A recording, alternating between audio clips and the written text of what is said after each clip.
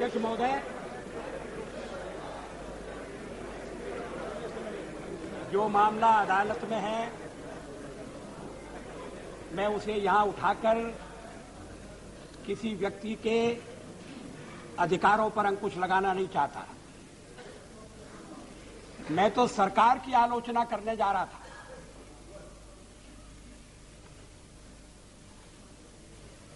High court ने जो फैसला दिया उसे सीबीआई को अमल में लाना चाहिए था और जो कंप्लेंट थी उसको एफआईआर के रूप में दर्ज करना चाहिए था। लेकिन सीबीआई ने कहा कि हम हाई कोर्ट के फैसले के खिलाफ सुप्रीम कोर्ट में जाएंगे स्पेशल लीव पिटीशन लेकर। जब मेरी सरकार चल रही थी तब ये मामला आया था। इस पर लॉ मिनिस्टर की राय ली गई थी। लॉ मिनिस्टर की राय थी कि सरकार के सीबीआई को सुप्रीम कोर्ट में जाने की जरूरत नहीं है और सीबीआई हाई कोर्ट के आदेश का पालन करे, एफआईआर ठीक तरह से दर्ज करे और जिससे आगे की कार्रवाई चल सके। आखिरी दिन था, मेरे पास वक्त नहीं था मैं पूरी फाइल देख सकूं। मैंने अपने नोट में लॉ मिनिस्टर की राय का हवाला दिया और नई सरकार पर मामला छोड़ दिया। क्या नई सरकार के लिए जरूरी था कि वो सीबीआई को सुप्रीम कोर्ट में जाने की इजाजत देती?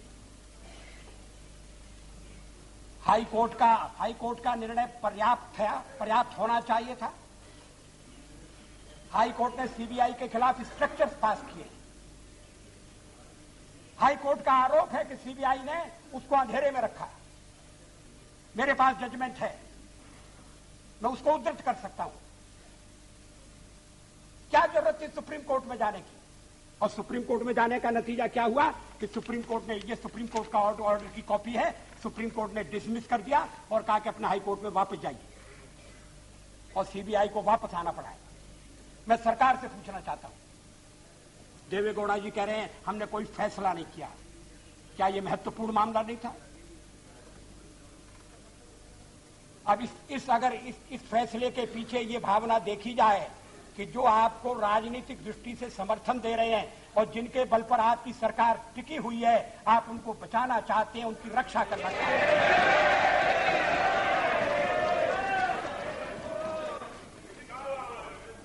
मुझे इस सवाल का उत्तर चाहिए।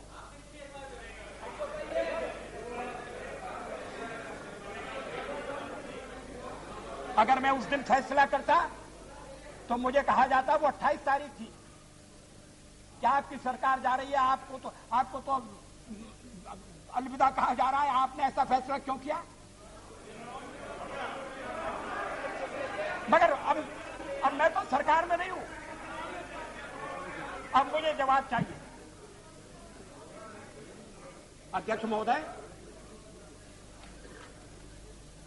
यूरिया के घोटाले में जो तथ्य सामने आए हैं वो तो चौंकाने वाले। 5 साल हम घोटालों से जूझते रहे, एक के बाद एक घोटाला उजागर होता रहा। भ्रष्टाचार चुनाव में प्रमुख मुद्दा था। कांग्रेस पार्टी को भारी पराजय का सामना करना पड़ा।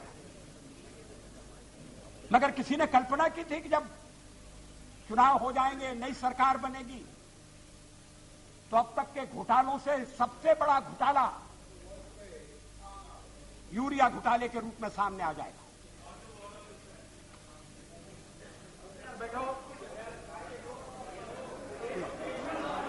No need, please, Hajarika, please. Please, do not disturb now. He is not yielding. He is not yielding. No. He is not yielding, Hajarika ji. Please, Ms. Hajarika. सरकार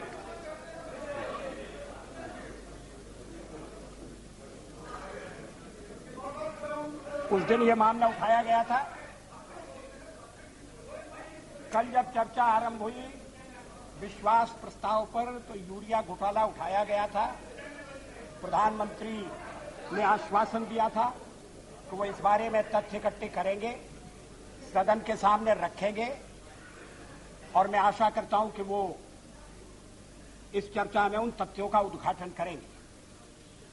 लेकिन कुछ ऐसे सवाल हैं जो जनमानस को आंदोलित कर रहे हैं।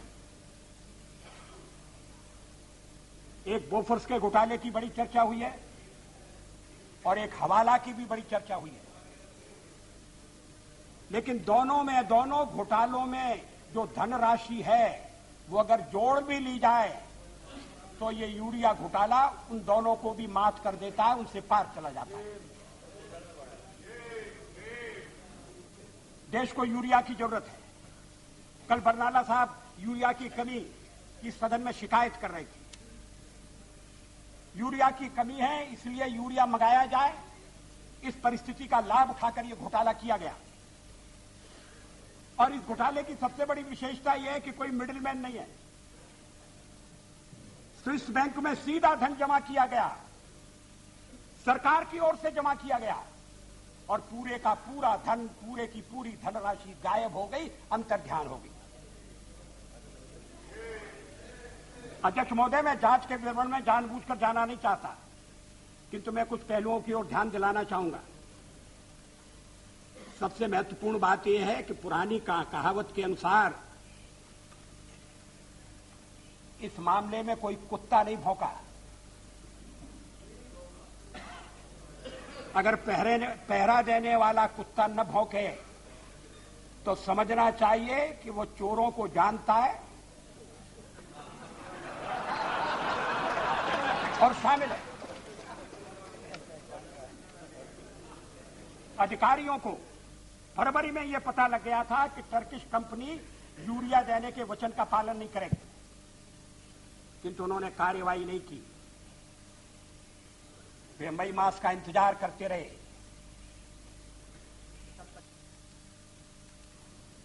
इधर उधर हो चुका था। इस यूरिया के कांड में कुछ ऐसे भी मामले हैं जिनकी सीबीआई जांच नहीं कर सकती। ये श्री रामकृष्णन कौन है?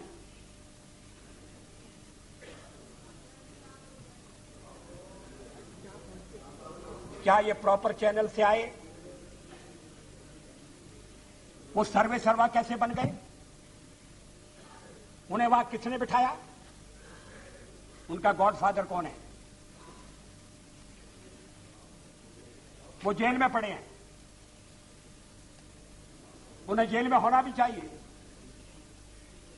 मगर जो इस घोटाले से जो गैर सरकारी लोग, गैर अधिकारी लोग जुड़े हुए हैं, वो अभी तक पकड़े नहीं गए हैं, उनके खिलाफ कार्रवाई नहीं हुई है। अध्यक्ष महोदय, ये संजीवी राव कौन है मैं नहीं जानता, लेकिन उनका नाम सुनते ही मेरे दिमाग में कई घंटियां बजती हैं। मैंने उन लोगों की सूची निकाली जिन्हें अपनी out of turn petrol pump दिए गए थे, उनका नाम इसमें है। गैस एजेंसी के आउट ऑफ टर्न अलॉटमेंट में भी उनका नाम है। चीनी मिल का लाइसेंस पाने वालों में भी उनका नाम है। आंध्र प्रदेश में आईपीएल प्रोडक्ट्स के एकमेव एजेंट के रूप में वो जाने जाते हैं। एक उनको पूरी सोल एजेंसी दे दी गई। जो मैंने सुना है, जो मेरे पास तथ्य है, उनके आधार पर मैं ये प्रश्न पूछ रहा हूं। श्री कृष्णा इंपेक्स की पृष्ठभूमि क्या है? उनका रिकॉर्ड क्या है? एनएलएफ से इनका कितना पुराना रिश्ता है? ये कितने बार अपने कॉन्ट्रैक्ट्स का उल्लंघन कर चुके हैं? ये भी जानना जरूरी है कि टर्किश फर्म का रिकॉर्ड क्या है। लंदन में बैठे हैं कोई पिंटो, ये कौन है? अमेरिका के रिया ब्रदर्स की असलियत क्या है? इस मामले में सबसे ज्यादा धक्का देने वाली बात यह है कि जिस तरह से पैसा भेजा गया वो है। वित्त मंत्रालय ने इसकी अनुमति क्यों दी? $38 मिलियन का हस्तांतरण हुआ है। न कोई सिक्योरिटी, न कोई परफॉर्मेंस गारंटी, न इंश्योरेंस। क्या ये देश के साधनों के साथ खिलवाड़ नहीं है? 133 करोड़ रुपए यूरिया मंगाई जा रही है, एक दाना यूरिया का नहीं आया। पैसे कहां गए इसका पता नहीं है। इसीलिए कल मैंने प्रधानमंत्री जी से अनुरोध किया था कि अपराधी पकड़े जाएं, उन पर उनको सजा हो, इतना ही काफी नहीं है। ये 133 करोड़ रुपए भारत के खजाने में वापस आना चाहिए। इसके लिए जितनी भी कड़ी कार्रवाई को करना चाहिए। बड़े से बड़े व्यक्ति को इस मामले में छोड़ा नहीं जाना चाहिए। सीबीआई कह रही है कि अधिकारियों ने साजिश की, हो सकता है, लेकिन बैंक क्या कर रही है? क्या इन सारे पहलुओं की सीबीआई जांच कर सकती है? हमें इससे कोई लेना देना नहीं है कि किस योग्य पिता का योग्य पुत्र इस मामले में फंसा हुआ है। हमें धन वापस चाहिए। सभी लेन देन बैंक के माध्यम से हुआ है, इसके निशान भी हैं। अध्यक्ष महोदय, अगर एक के बाद एक घोटालों के प्रकाश में आने का सिलसिला चलेगा तो देश में राजनीति की स्थिरता नहीं होगी। मैंने यूनाइटेड फ्रंट का कार्यक्रम देखा, बहुत सी बातें हमारे कार्यक्रम की है, हमारे कार्यक्रम से मिलती जुलती है। कुछ मुद्दों पर मतभेद भी हो सकता है। आप इकट्ठे आए, कांग्रेस ने आपको समर्थन दिया है, लेकिन देश को स्थायी सरकार भी चाहिए और देश को जवाबदेह सरकार भी चाहिए। अगर सरकार स्थायी है मगर भ्रष्ट है, अगर मेंबरों को खरीद कर बहुमत बनाती है या अन्य तरह के लालच देकर उनका समर्थन प्राप्त करती है, तो संख्या से स्थायित्व नहीं होगा। लोकतंत्र चलेगा तो किसी नैतिक आधार पर चलेगा। अध्यक्ष महोदय, ये प्रोग्राम जो आपने बनाया है, इसको अमल में कौन लाएगा? अमल में लाने का तंत्र कैसा है? वो तंत्र किस सीमा तक बिगड़ गया है? आज सवेरे सत्ता पक्ष के एक सदस्य कह रहे थे, वो बहुत ठीक बात कह रहे थे कि स्टेट्स में जो इलेक्ट्रिसिटी बोर्ड हैं उनकी हालत देखो। देश में बड़ा भारी बिजली का संकट आने वाला है। अभी कई भागों में बिजली नहीं है, पीने का पानी नहीं है, मगर बिजली बेची जा रही है। दिल्ली कोई हिंदुस्तान से अलग नहीं है, दिल्ली हिंदुस्तान का हिस्सा है। मैं सरकार की बात नहीं कर रहा, मैं एक व्यवस्था की बात कर रहा हूं, मैं देश के हित की बात कर रहा हूं। इसीलिए मैंने सुरक्षा का सवाल उठाया। आज उठाने की कोई जरूरत नहीं। पेट्रोल के मामले में 6,000 करोड़ का घाटा है हर साल। रेलवे का मॉडर्नाइजेशन होना चाहिए। कहां है धन? खेती में कैपिटल इन्वेस्टमेंट नहीं हो रहा है। जो भी धन है वो सब्सिडी पर जा रहा है, वो जरूरी है, मगर खेती का विकास तब तक नहीं होगा जब तक कैपिटल इन्वेस्टमेंट नहीं होगा। क्या इन प्रश्नों पर विचार किया जा रहा है? बहस हो रही है। हम सेक्युलर, मुझे तो बड़ी खुशी है, सेक्युलरवाद को हम राष्ट्रीय बहस का विषय बनाना चाहते थे और हम सफल हो गए।